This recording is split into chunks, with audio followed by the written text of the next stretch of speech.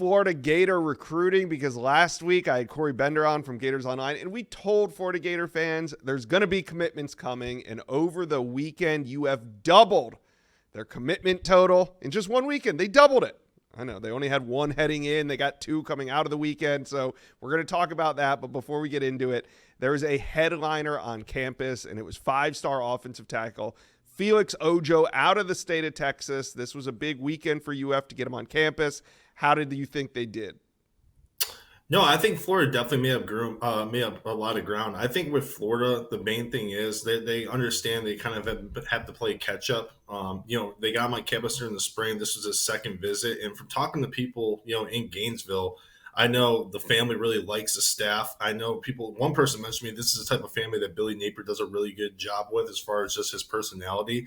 And we did ask him as far as what's the main pitch for Florida. It's early playing time. And even Ojo said, I might not be able to start right away, but I think I can see the field early in Gainesville. And I think obviously with Jackson Cantwell, with his NIL deal with Miami, that was another thing that a lot of the reporters asked was, you obviously saw the NIL deal. How important is that to you? And he said, hey, I'd be lying if NIL wasn't a big deal to me. And he said Florida's coming competitive in that department. He didn't want to obviously list numbers, and understandably so, but he said Florida, they're definitely competitive with that. When you mix that with early playing time, the NFL experience with Florida's offensive line coaches, Florida checks a lot of boxes, and there is more optimism in Gainesville coming out this weekend.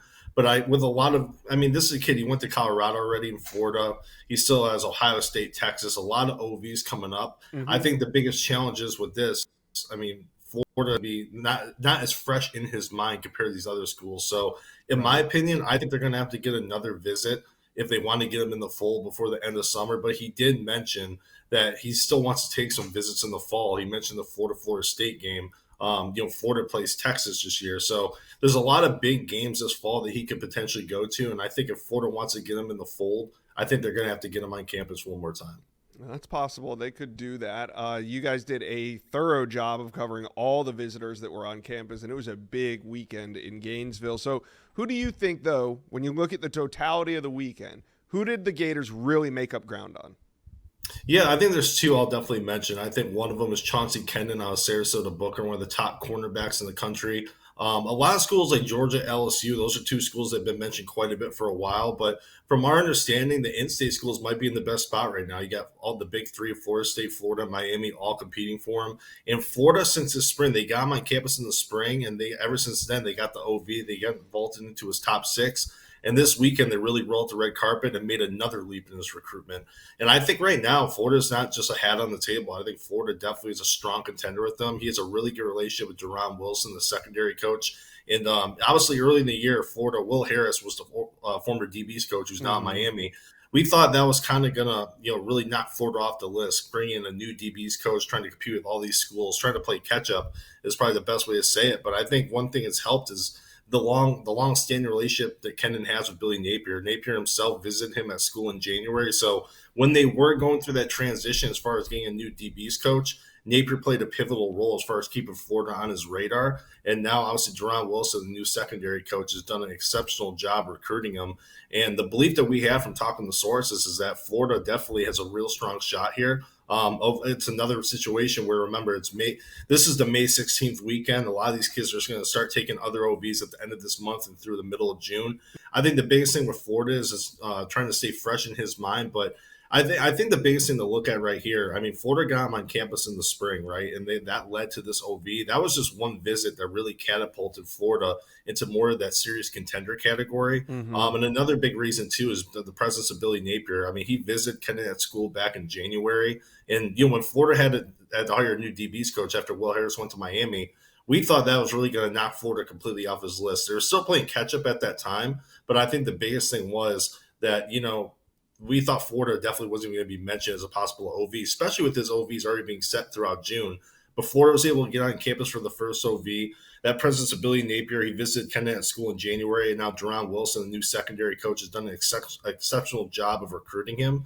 So I think right now, Florida, they're definitely just not another hat on the table. I know optimism is fairly high after this past weekend. And another big thing too, Josh, he's actually planning to come back here later this summer. for OTA. So I think that's a huge thing as far as Florida. They need to get him back on campus. When you looked at this whole OV list, it was a very star-studded, a lot of big names, but there was clear ground to make up probably with all of them. But I think when you look at Kennon, he was one of the biggest risers. And I think one other one too, Josh, is Carson Baker, the running back out of Georgia. Florida didn't make his top five, and heading into this weekend, he even said Florida trails all those schools. But I told people at Gators Online, I said, yeah, they trail these schools, but I don't think it's as steep of a ground they have to make up compared to other recruitments, because Florida offered him last year. Tavares Dice's former teammate, he's in Gainesville, and then Florida was Florida was kind of hot and cold on him. And I think once Florida always showed more interest in this kid, I always thought they were a realistic contender. They're probably closest to home compared to all the schools he's considering. And that relationship with running backs coach Jabbar Jalouk is it's a very strong one. They met together at school in January, and that kind of led to this OV. So even though Florida had a lot of ground to make up heading into this past weekend, I think they're definitely a real contender now. And I know Blake Alderman, my coworker, he reported earlier today, or was it yesterday, that when you look at his top schools list, Florida could replace Clemson in that group. So I think right now you got to look at Kennon and Baker as good possibilities. Yeah, big weekend. Go check out Gators Online for more. Now let's talk about the commit.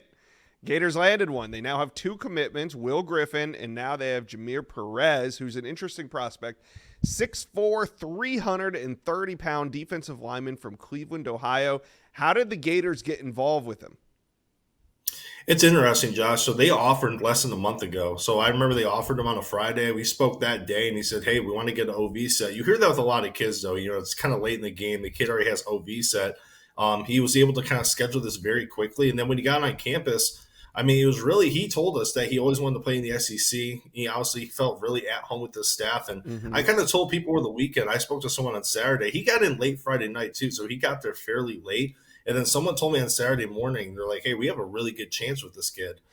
He's from Ohio. He has the Buckeyes offer, but, Florida felt pretty good. And you kind of take that for what it's worth, and you kind of see how it goes. But then buzz carried over in the Sunday morning. And this is a guy that said, as far as Florida finishing off on a high note last year, he loves the trajectory of the program.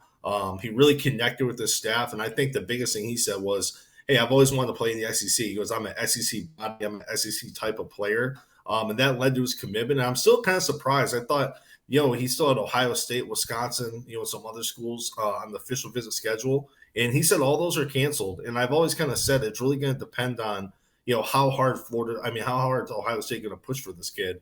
Was it going to be the, staying at home, playing for the Buckeyes, the school he loved growing up? Or is it going to go down and play at Florida, the SEC, the palm trees? You know how these kids are. They come down from the Midwest and they kind of get to Florida and they just love the weather, all that mixed in with the SEC. And that's ultimately what it was. But now the thing is, you get him in the fold this early.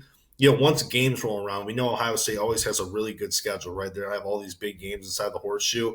Is he going to be one of those guys that gets there for a game, especially if Ohio State pushes for him? So even though they have him in the fold, I think it's a guy you still got to kind of monitor over the long haul because of that proximity disadvantage where Florida is. But as of right now, yeah, he's committed. He says he's locked in, and he said, "quote There's no more room for anyone else in my recruitment. I'm locked in. I'm a Gator." So we'll see how it all plays out. But definitely, you said 330, Josh. This weekend, he actually weighed in at 360, way bigger than I thought. So he's a big nose tackle, a guy that Florida has been really on the hunt for this cycle. Yeah. All right, Gator fans, exciting stuff from the weekend. So who do you think could be the next to commit to the Gators? Let us know.